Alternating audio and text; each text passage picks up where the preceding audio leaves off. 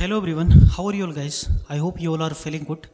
So guys, from this video we are going to discuss some more important topics regarding class 12th and chemistry.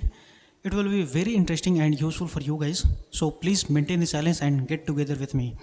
So guys, last time we have already discussed like Henry's law and its application. From then we are going to discuss vapor pressure and then Raoult's law, then some further more topics like ideal non-ideal solution, and then some colligative properties, Van 't Hoff factor, abnormal molar mass. Then this chapter is almost going to be ended. So guys, इस video में हम लोग इसके आगे की कहानी शुरू करने जा रहे हैं, इसलिए ज़रा मेरे साथ ध्यान से देखिए और देखिए कि हम लोग कितनी आसान सी बात यहाँ पे सीखने जा रहे हैं। ठीक है, तो सबसे पहली चीज़ हम लोग जो सीखेंगे अभी, ये होता क्या है, वेपर प्रेशर। ठीक है, बताइए वेपर प्रेशर क्या होता है, इस चीज़ को हम लोग देखने जा रहे हैं। जैसा कि नाम से ही समझ में आ रहा है क्या, वेपर प्रेशर। तो वेपर किसकी फॉर्म करती है, लिक्विड की। यानी कि यहाँ पर किसी लिक्विड के वेपर के प्रेशर की बात करी जा रही है। जैसे मान लीजिए कि ये आपका लिक्विड है, लिक्विड, ठीक है, और लिक्विड में कौन है, ये सॉल्वेंट। ठीक, इस सॉल्वेंट को यदि हमने हीट किया, इस सॉल्वेंट को क्या किया गया, हीट किया गया। When we are heating this solvent, then what will happen? यहाँ के जो लिक्विड्स हैं बच्चों, ये क्या करेंगे, वेपर फॉर्म करेंगे। ठीक है, वेपर फॉर्म करेंगे और इस वेपर के बनने के बाद, फॉर्मेशन के बाद, ये इस कंटेनर की वॉल की सरफेस पर क्या करेगा, ये हिट करेगा। और जब यहाँ पर ये फोर्स पर यूनिट एरिया पर हीट करेगा, इसी को हम लोग क्या कहते हैं, प्रेशर कहते हैं। मेरे ख्याल से ये बात समझ आई होगी। बताइए, जब ये वेपर इस कंटेनर की वॉल पर है ना, फोर्स पर एरिया का जो रेशियो निकलेगा, जो हीटिंग होगी है ना, जो टकराव होगा, वही क्या कहलाता है, प्रेशर कहलाता है। यानी कुल सिंपल सी कुल मिला जुला के बात क्या है कि यहाँ पर जब इस लिक्विड को, सॉल्वेंट को हीट किया जाएगा तो इसके वेपर का फॉर्मेशन होगा और ये वेपर क्या करने वाली है, इसकी कंटेनर की सरफेस पर जाके फोर्स लगाने वाली है। ठीक है, वही क्या कहलाएगा, वेपर प्रेशर कहलाएगा। लेकिन इसके लिए शर्त क्या है, कुछ कंडीशन है। पहली कंडीशन क्या है बच्चों, कि ये कंटेनर कैसा होना चाहिए, क्लोज होना चाहिए। तो देख लो, मैंने यहाँ पर क्या लिखा, क्लोज कंटेनर।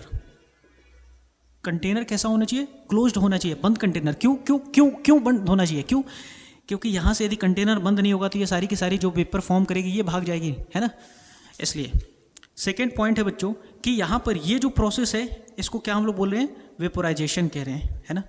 वेपर की बनने की प्रोसेस क्या कहलाती है, वेपोराइजेशन कहलाती है, सीधी सी बात है।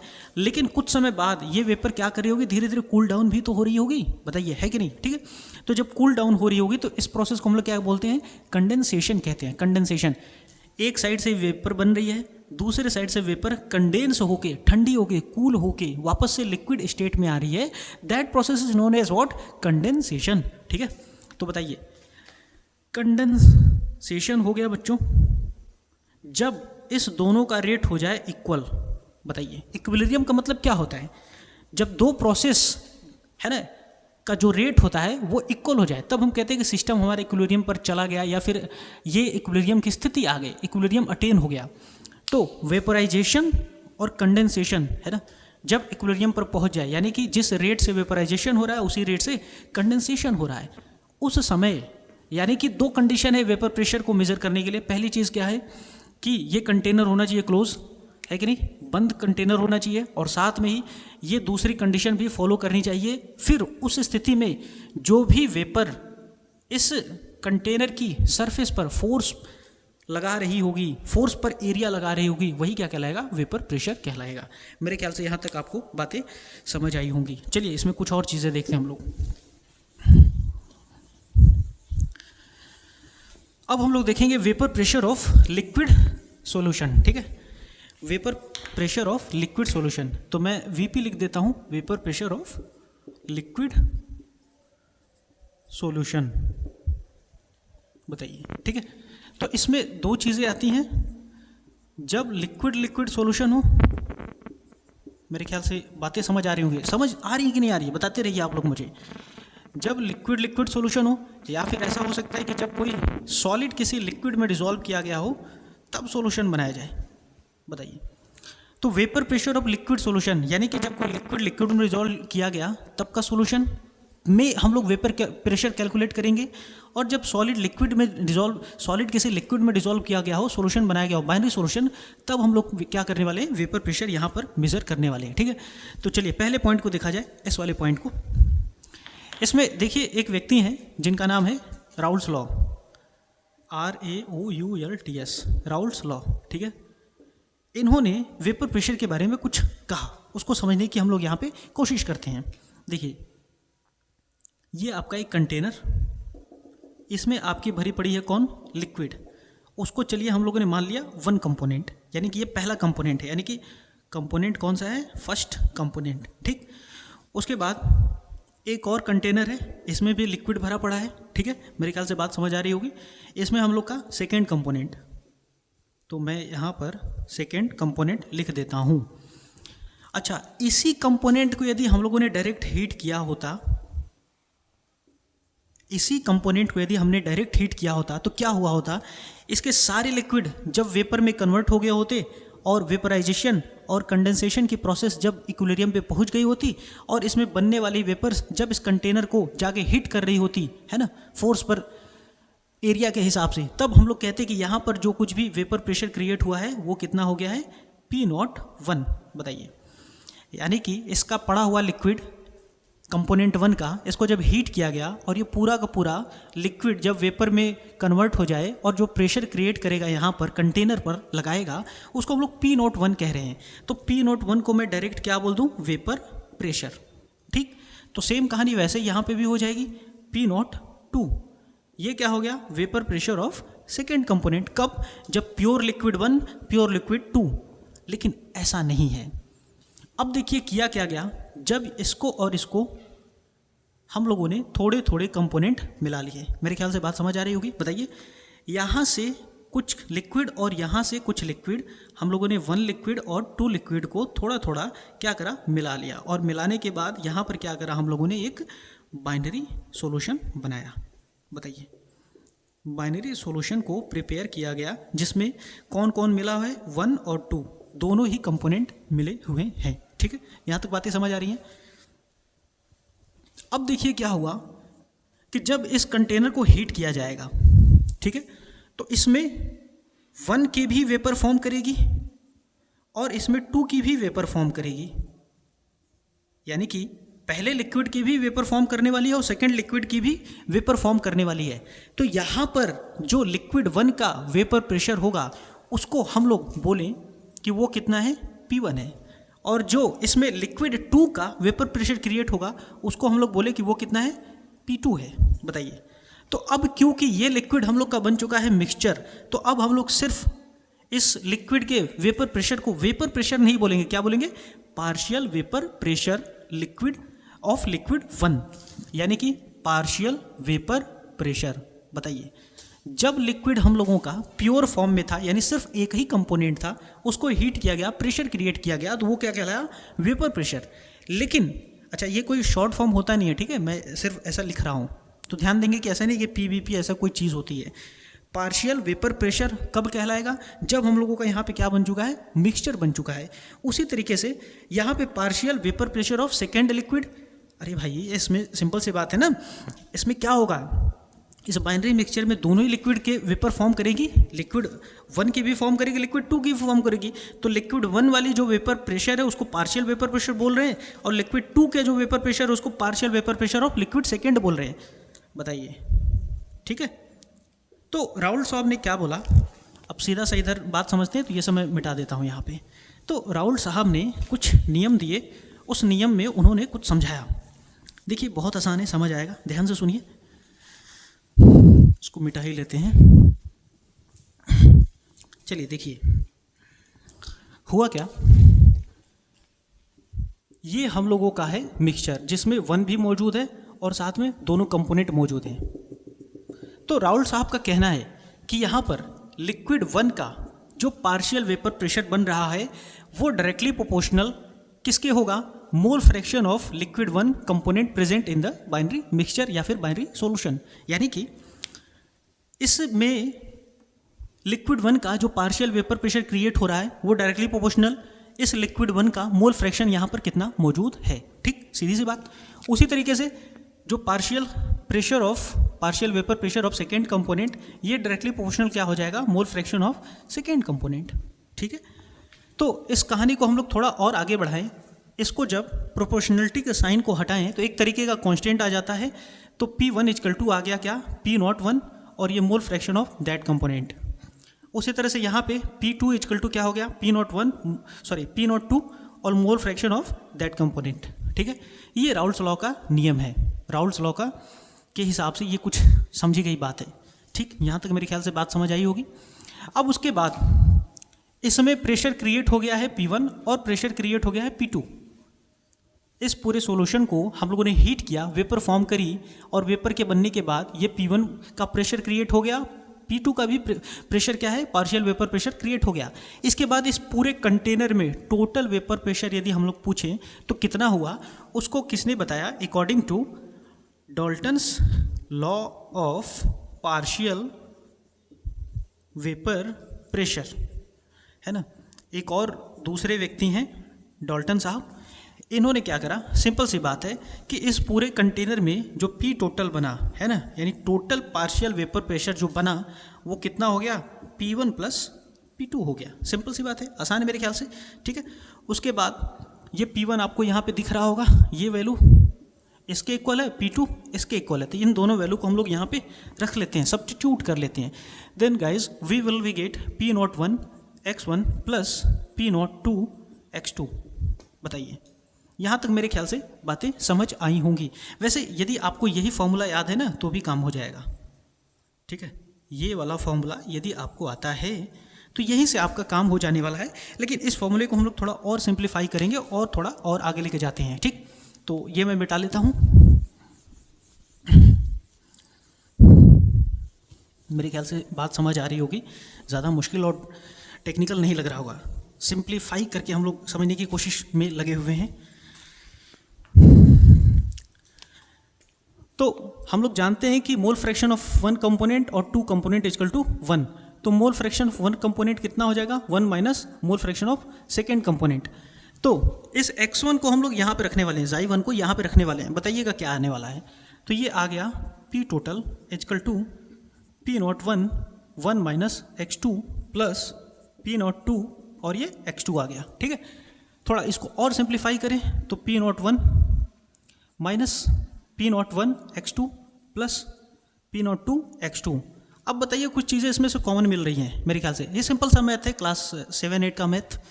ठीक, तो ये हो गया P01 माइनस ये, इसमें से क्या चीज़ कॉमन मिल जाएगी अपने को, x2 मिल जाएगा। ठीक, तो ये हो गया हम लोगों का P01 और यहाँ पे हो गया माइनस P02। ठीक है, ये x2 हम लोग का बाहर हो गया, ये P01 यहाँ आ गया और ये माइनस यहाँ पे क्योंकि ये प्लस है। ठीक, और ये P02। बताइए, ठीक है, मेरे ख्याल से सही है। कहीं कोई एरर हो तो आप बीच में नीचे आप करेक्ट कर सकते हैं, मेरे ख्याल से सही है। ठीक है, बताइए।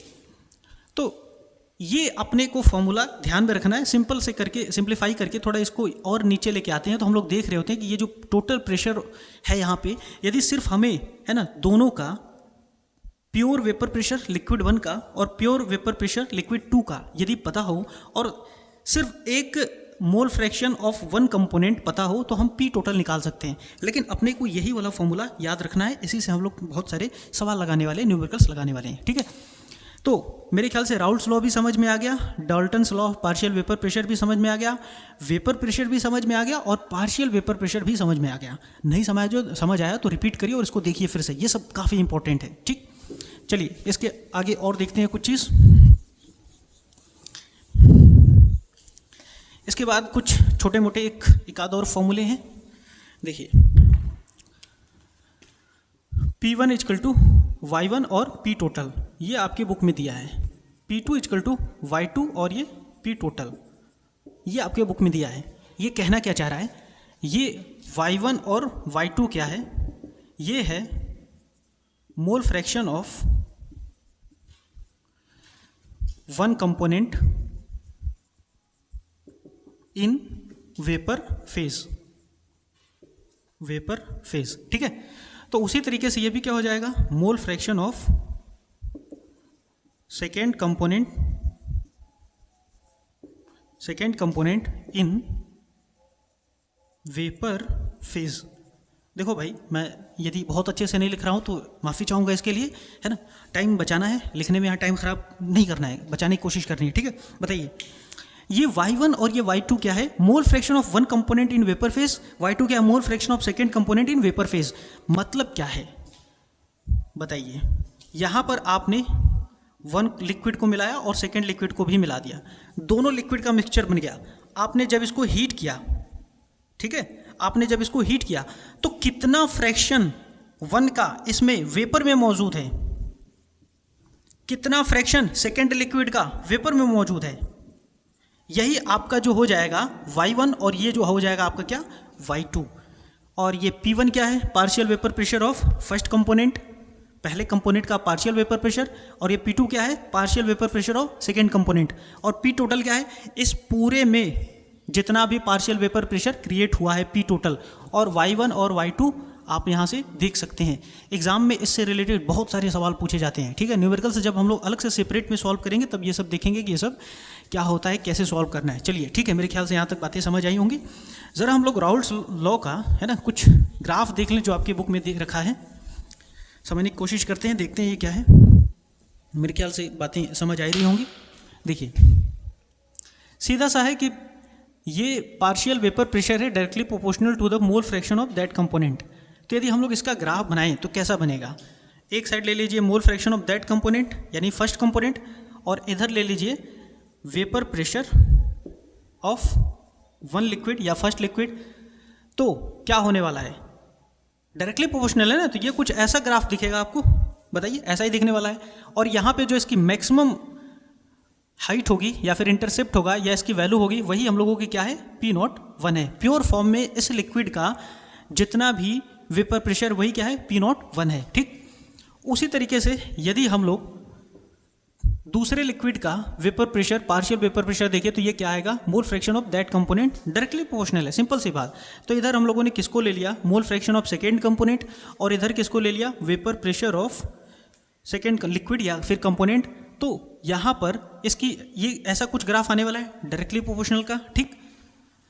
और ये जो हम लोगों का मैक्सिमम होगा यहाँ पर इसका वेपर प्रेशर, वो होगा P02, ठीक है। तो फर्स्ट कंपोनेंट का ग्राफ ऐसा, सेकेंड कंपोनेंट का ग्राफ ऐसा, ठीक है। इन दोनों ही वेपर प्रेशर को यदि हम लोग कंबाइन कर लें, इन दोनों ही ग्राफ को यदि हम लोग कंबाइन कर लें, तो हम लोगों का जो फाइनली राउल्ट्स लॉ का ग्राफ जो बनेगा वो कुछ ऐसा बनेगा। ये हम लोगों का हो गया इधर, यहाँ पे हो गया P01, ठीक है, और ये हो गया x1 इधर से बढ़ते जा रहा है, इधर से partial vapour pressure of first liquid बढ़ते जा रहा है। तो ये हमारा ऐसा ग्राफ। उसी तरीके से इस पर हम लोगों ने ले लिया x2, इधर से बढ़ते जा रहा है, और इधर से हम लोगों का ये चीज़ बढ़ती जा रही है। बताइए, ये चीज़ बढ़ती जा रही है। तो यहाँ पर ये जो इसकी मैक्सिमम वैल्यू दिख रही है, यहाँ पर ये कौन है, P02 है, यानी कि maximum vapour, partial vapour pressure pure form में, जो कि यहाँ पे पहुँचा, ठीक है। अरे भाई, मेरे ख्याल से बात समझ आ ही रही होगी, बताइएगा, ठीक है। तो यहाँ पे होता क्या है कि यहाँ पे जब x1 की वैल्यू हम लोगों की 0 है, बढ़ रही है, तो x2 की वैल्यू कितनी होगी, वो होगी 1। क्यों, क्योंकि होता है कितना, x1 प्लस x2 बराबर 1 होता है। Mole fraction of first component second component equal to 1 आता है। यदि ये वैल्यू 0 है तो x2 की वैल्यू कितनी आ गई, 1 आ गई। यदि x1 को हम लोग इस पॉइंट पे कहें कि 0 है, ठीक, तो बताइए कि यहाँ पे x2 की वैल्यू कितनी आएगी, 1 आएगी। तो यहाँ पे हमने इसको 0 कर लिया तो इसकी वैल्यू आ गई 1। यदि ये वैल्यू 0 है तो x1 की वैल्यू कितनी आएगी, 1 आएगी, ठीक है। तो ये कुछ इसका ऐसा ग्राफ होता है। तो इसके हम लोग यदि इस टर्मिनल को और इस टर्मिनल को, जो इनका हाईएस्ट पॉइंट है, ठीक, यदि इसको हम लोग ऐड कर लें, ये वाले पॉइंट को ऐड कर लें यहाँ से यहाँ तक, तो ये हम लोगों को क्या दे देता है, P टोटल, और वही किसके इक्वल हो जाएगा, P1 प्लस P2 को इक्वल हो जाएगा, ठीक। तो ऐसा ग्राफ आपकी बुक में दे रखा है। इस ग्राफ को थोड़ा जानकारी में रखेंगे, इससे काफ़ी सारे न्यूमेरिकल्स कभी कभी सवाल पूछे जाते हैं, ठीक है। तो यहाँ तक हम लोगों ने देख लिया, जब किसी लिक्विड को किसी लिक्विड में मिलाया जाता है, ठीक, तो वहाँ पर वेपर प्रेशर कैसे क्रिएट होती है, राउल्ट्स लॉ वहाँ पे कैसे काम करता है, राउल्ट्स लॉ के ग्राफ कैसे काम करते हैं, और Dalton's law of partial pressure क्या कहता है, ठीक। यहाँ तक हम लोगों ने इतनी सारी बातें को देख लिया, सीख लिया। अब हम लोग देखेंगे कि जब कोई सॉलिड किसी लिक्विड में मिलाया जाता है तब क्या होता है। ठीक है,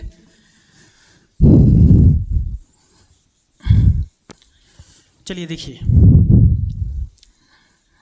जब कोई सॉलिड किसी लिक्विड में मिलाया जाता है तब क्या होता है।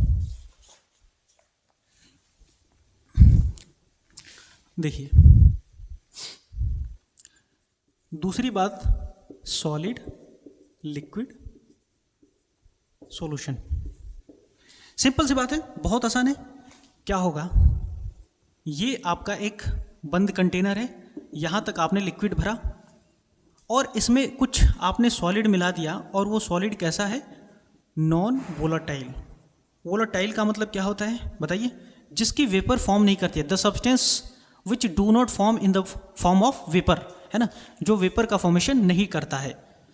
तो नॉन वोलेटाइल सब्सटेंस यदि आपने इसमें क्या करा, मिला दिया, मिलाने के बाद अब क्या होगा कि इस लिक्विड की जो वेपर बन सकती थी, है ना, प्योर फॉर्म में, वो बनने में क्या होगी, यहाँ पर ये जो सब्सटेंस आके पड़ा हुआ है ये इस पर क्या करने वाला है, बाधा डालने वाला है ना, ऑब्स्ट्रक्शन करने वाला है, इसको रोकने वाला है। तो जिसकी वजह से इस प्योर लिक्विड का जो प्योर वेपर प्रेशर था वो मान लीजिए कि P01 था। ठीक, तो अब इस सॉलिड को इस लिक्विड में मिलाने के बाद इसका वेपर प्रेशर कैसा हो जाएगा, P1 हो जाएगा। P1 क्या है, partial vapour pressure of solution, और P01 क्या है, vapour pressure of pure liquid. तो क्योंकि यहाँ पे वेपर जो पहले ज़्यादा बन रही थी इधर, है ना, अब वो वेपर कम बनेगी। क्यों, क्योंकि यहाँ पे सॉलिड ने क्या करा, इसके वेपर फॉर्मेशन को बाधे की तरह से रोक रहा है, जिसकी वजह से जब वेपर कम बनेगी तो प्रेशर भी इसमें यहाँ पर कम क्रिएट होने वाला है। यानी कि ये आपका जो P1 होगा वो कैसा होगा, डिक्रीज करेगा, हमें कुछ इस फॉर्म में दिखेगा।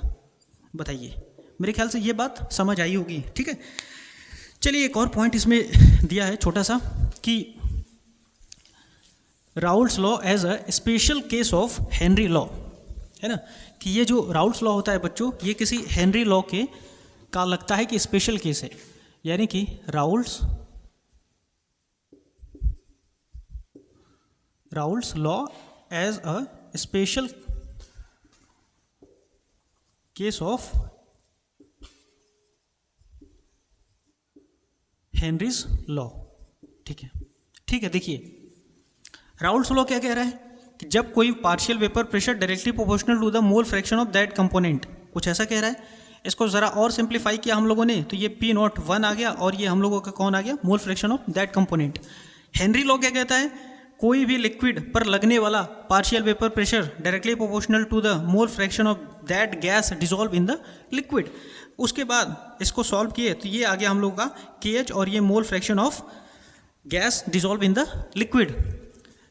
ज़रा इस चीज़ को, ठीक है, और इस चीज़ को ज़रा कंपेयर करिए, और कंपेयर करके बताइए कि ये कैसा लग रहा है, देख के बताइए।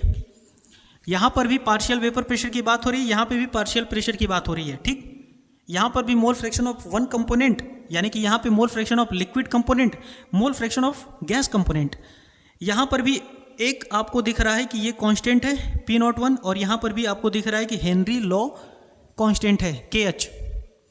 इसी तरीके से देख के ऐसा लगता है कि ये वाला जो इक्वेशन है, ये वाला इक्वेशन इसी इक्वेशन से बन के आ रहा है, या इसी इक्वेशन का कोई स्पेशल केस है।